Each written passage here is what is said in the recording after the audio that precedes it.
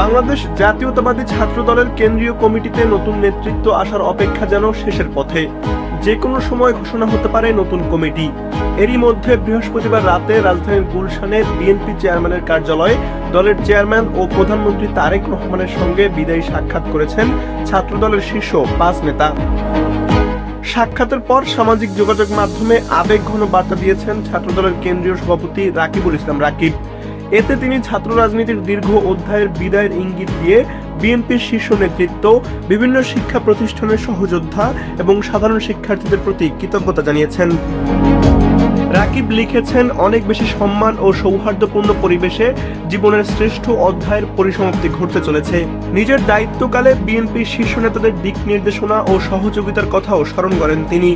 রাকিব নাসির কমিটির অর্জন তুলে ধরে তিনি বলেন, জুলাই গণ অভ্যুত্থানে বৈষম্য বিরোধী ছাত্র আন্দোলনের সঙ্গে রাজপথে ভূমিকা রাখা, পরে ক্যাম্পাসে মব মোকাবিলা এবং বিতর্ক এড়িয়ে সততার সঙ্গে নেতৃত্ব দেওয়াই ছিল তাদের অন্যতম সাফল্য।